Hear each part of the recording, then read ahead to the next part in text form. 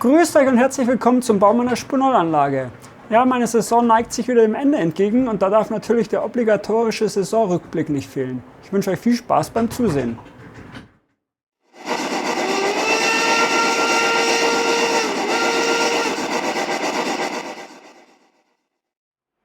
Ja, und wie die letzten Jahre üblich, fange ich hier in der Ecke an, auch wenn hier nicht viel passiert ist, auch wenn das nicht so ganz stimmt. Hier ist ein Baum dazu gekommen.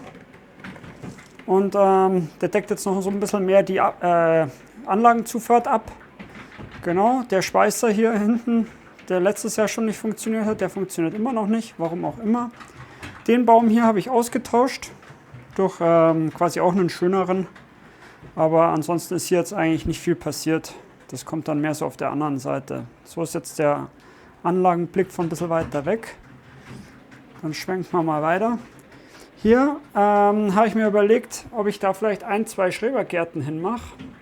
Auch wenn der Platz sehr eng ist oder vielleicht einen großen, da muss ich mal schauen. Oder irgendwie eine Lagerhalle oder dergleichen. Mal sehen.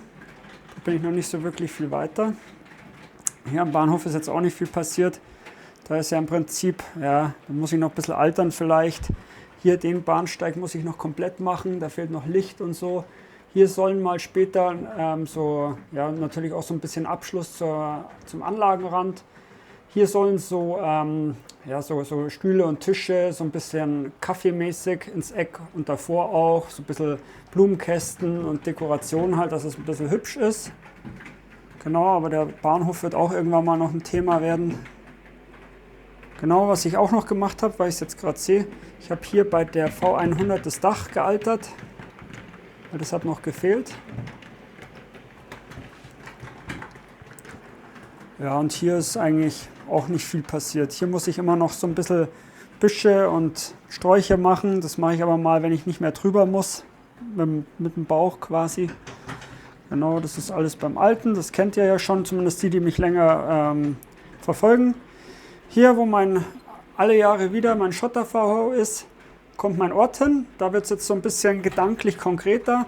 Also hier soll ja der Bahnübergang drüber kommen und der soll dann die Straße hier so hinterführen. Und da dann rechts und links so ein bisschen Häuser. Hier, wo die Schwellenlok steht, quasi aus Gleisbauteilen, soll vielleicht eine Kirche hin oder zumindest angedeutet eine Kirche hin mit vielleicht hier einem kleinen Friedhof oder so. Von mir aus auch so ein bisschen, ja, verfallen oder so, mal sehen.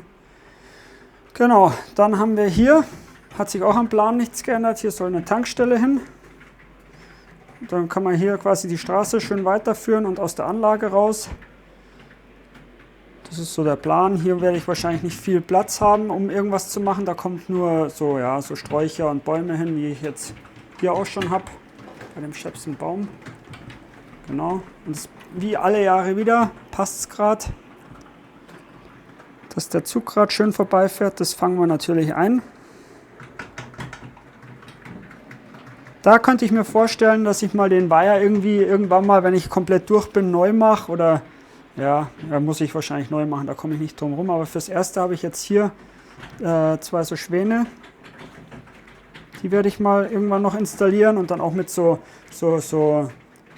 Bugwellen und so, dass das so ein bisschen welliger ist, das Ganze. Dann sieht man auch den Staub und dass die Oberfläche immer noch so ein bisschen schmierig ist. Ich weiß nicht, woran es liegt. Ich kann anscheinend nicht mit Resin umgehen.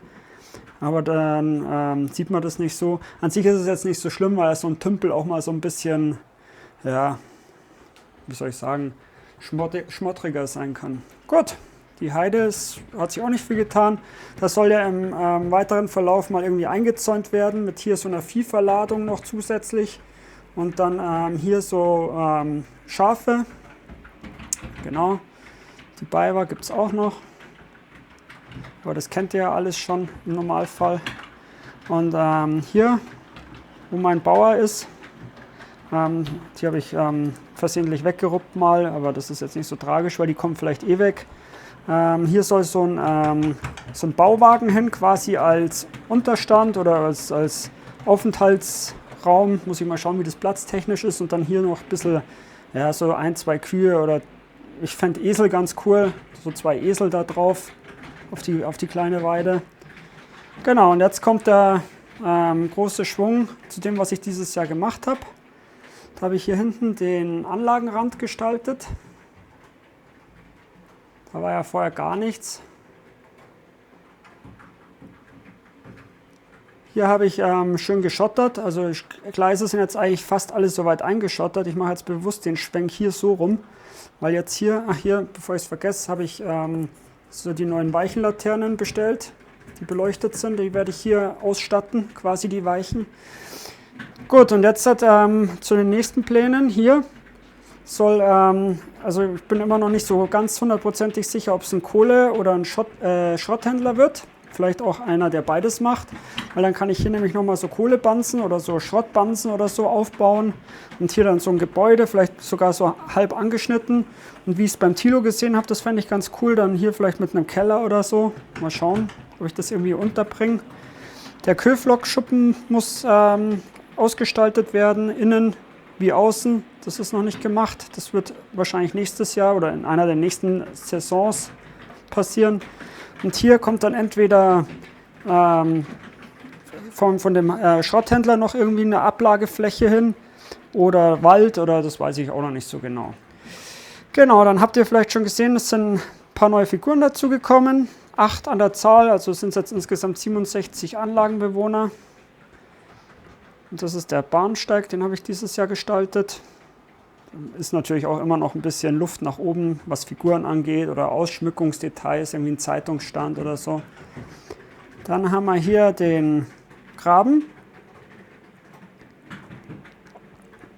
Was wichtig ist, dass man durchschauen kann. Und man kann es, sehr gut. Und hier mein kleines Wartehäuschen. Das habe ich auch diese Saison gemacht. Das gefällt mir hier eigentlich ganz gut, das Eck. Das ist ganz schön geworden, auch wenn die Bäume, das habe ich ja in meinem Video erklärt, wo ich den Waldrand mache, nicht so hoch sind. Aber der Thilo hat mich ja dieses Jahr besucht und er hat schon recht, wenn er sagt, dass das halt mit den Bäumen im Hintergrund ganz gut verschwimmt und ja, recht stimmig ist. Auch wenn man natürlich hier einen größeren Baum hinknallen könnte. Gut, dann die Fläche hier, die hat mich ein bisschen, da hätte ich fast Fehlkäufe getätigt, weil ich mir gedacht habe, hier ist eigentlich cool für 2 so Einfamilienhäuser, so Siedlungshäuser aus den, weiß ich nicht, 50er, 60er Jahren. Das wäre auch irgendwie ganz cool, aber die wären zu groß. Jetzt bin ich am Überlegen, ob ich da, weil ich ja dann ein bisschen Platz zum Gleis brauche, ob ich da dann, weil ich da ein bisschen Garten außenrum machen würde. Und da habe ich überlegt, ob ich eins kaufe und das einfach halbiere quasi und dann die Inneneinrichtung darstelle. Das werde ich aber dann, da habe ich jetzt ein bisschen Zeit, dass ich mir da Gedanken zu mache, da muss ich jetzt nichts überstürzen. Genau, das soll dann das Eck hier sein, irgendwann mal. Dann kommt hier mein Gasthof hin, den werde ich wohl selber bauen. Also jetzt hier, wo der ganze Kameraverhau ist. Genau, hier, das hatte ich auch in meinem Video schon erläutert, soll so eine Art Terrasse hin mit Biergarten und so. Hier dann so der Weg hinter quasi zum Wasserfall, wo man loswandern kann. Auch hier so ein bisschen durch den Wald durch. Und hier kommt die Holzverladung hin.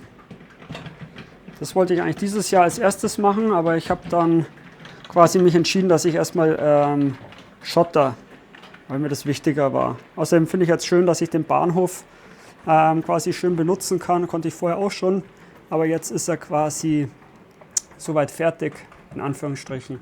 Und mir gefällt ja die Perspektive hier nach wie vor sehr gut. Ich mag das, wie der in der Kurve liegt und ja, das gefällt mir einfach. Das ist einfach, ich finde den Bahnhof recht cool. So, hier Holzverladung, das hat man schon. Hier geht es dann hoch in den Wanderweg. Hier ist auch nicht viel passiert. Hier werde ich irgendwann mal, wenn ich viel Muße habe, den Wasserfall neu machen, weil da wurde mir schon öfters zugetragen, dass der ein bisschen zu voluminös ist. Aber gut, er fällt erstmal so, wie er fällt jetzt. Und gefällt auch erstmal. Also es passt jetzt schon fürs Erste. Irgendwann mal, wenn ich mal durch bin. Genau, hier ist mein kleiner Wildbach.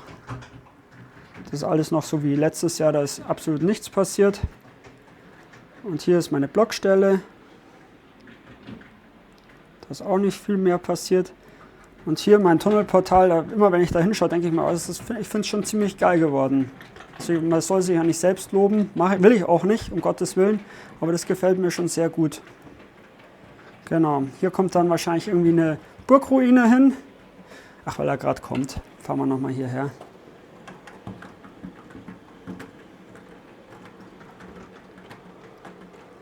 Genau, hier soll dann eine Burgruine hin. Muss ich mal schauen, wie sich das mit Platz ausgeht und mit der Höhe vor allem, weil ich sonst vielleicht zu dicht an die Lampe komme und das möchte ich eigentlich nicht. Aber das wird dann auch irgendwann mal was für die, ja, für eins der nächsten Projekte. Also ihr seht, es ist noch viel zu tun.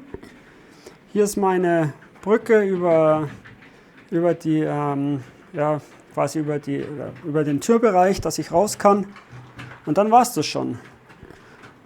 So ist der aktuelle Stand. Und jetzt habe ich hier noch mir so Boxen bestellt von Auer und das zeige ich euch jetzt mal, was ich damit vorhabe. So, ich habe mir hier nämlich so zwei so unterschiedliche Systeme bestellt. Einmal das hier von der Digitalzentrale ist das, glaube ich, wo man quasi dann die Wagen einsortieren kann. Und einmal hier von Fell her, da habe ich hier bloß so ein paar Abstandshalter rein mir geschnitten, dass ich quasi dann die Wagen da einsortiere, weil ich habe keinen Bock mehr, dass ich das jedes Jahr wieder in die Kisten, in die Kartons reinschraube und reinricht und mache und tue. Und so baller ich das einfach in die Kisten und habe dann und pack's dann weg und habe dann meine Ruhe und hole es dann wieder raus, wenn ich es brauche. Auch wenn ich mal irgendwo hinfahre, sollte ich mal zu irgendwem anders fahren mit meinem Sach und mal da eine Runde über die Anlage drehen, dann kann ich da mir einfach so eine Kiste nehmen und die befüllen nach Gusto und dann geht's los. Genau, jetzt befülle ich die Kisten und dann zeige ich euch, wie es ausschaut. Die Kisten sind jetzt mal befüllt. Hier habe ich immer meinen Lokalbahnwagenzug mit der 98.8 und den 4 Lokalbahnwegen reingepackelt. Meine kleine Q1 habe ich da auch mit dazu und mein KLV ist hier in der Mitte unter dem Dingens drin. Auf der anderen Seite habe ich hier jetzt schon meine Lokkiste. Und bei der Lokkiste ist es so, ich wollte ja ursprünglich bloß so viel Rollmaterial mir zulegen, wie auch bequem auf meine Anlage passt. Aber dadurch, dass ich jetzt so Kisten habe, kann ich ja theoretisch auch mal schneller wechseln. Also werde ich wohl ein bisschen zumindest meine Kisten voll machen. Das heißt, ich kann jetzt hier noch eine kleine Lok und hier noch ein bisschen eine größere theoretisch unterbringen und vielleicht noch eine kleine. Mal schauen. Dann habe ich hier für meine V100 mit den Umbauwegen habe ich so eine Kiste. Genau. Und dann habe ich eine für gedeckte Güterwegen gemacht. Da ist jetzt noch ein Platz frei. Das heißt, ich werde mir da noch einen gedeckten Güterwagen zulegen. Und hier steht noch der Rest vom Fest. Da habe ich mir jetzt noch 2 so Kisten bestellt für 7 Güterwegen. Da kann ich dann theoretisch noch meine Spezialwagen, in Anführungsstrichen Spezialwagen, halt meine Tankwagen und meine Rungenwagen und so, kann ich da unterbringen. Und in der anderen Kiste werde ich dann wohl nochmal 4 so Omse kaufen. Weil hier habe ich ja meinen Om 52 und 2 Om 12 und da werde ich dann noch ein bisschen aufstocken. Genau. Das ist jetzt mal der Zwischenstand bei den Kisten. Also da kommen nochmal 2 und dann ist gut. Und dann zu guter Letzt habe ich hier noch ein Thema, das mich so leicht belastet, weil ich es nicht so ganz verstehe, wo das Problem liegt. Ich habe mir hier so die neuen Weichenlaternen von Lenz gekauft. Und da ist jetzt das Problem, ihr seht schon, das steht nicht gerade und es dreht auch bloß irgendwie so das Achtel. Also statt ein Viertel dreht es ungefähr ein Achtel. Ich weiß nicht, woran das liegt. Ich habe schon mal den Arm hier unten ausgetauscht, aber irgendwie ist ja der Weg anscheinend hier zu kurz. Aber es ist ja eine Weiche von Lenz und ich denke mir, wenn es eine Weiche von Lenz ist, dann wissen die ja, was hier der Weg ist, der quasi die Zunge nach links und rechts sich bewegen kann. Also müsste das ja eigentlich ab Werk passen. Ich check's nicht so ganz, warum das nicht so ist. Vielleicht habt ihr da eine Idee oder könnt mir helfen. Das wird mich sonst den ganzen Sommer wahrscheinlich Nerven kosten. Vielleicht finde ich auch irgendwie eine andere Lösung oder so, aber so ist es irgendwie jetzt nicht das Schickste, sage ich jetzt mal. Und dann soll es das jetzt von dem Video gewesen sein. Ich hoffe, ihr kommt alle gut durch den Sommer und euch hat mein kurzes Video gefallen. Bis zum nächsten Mal.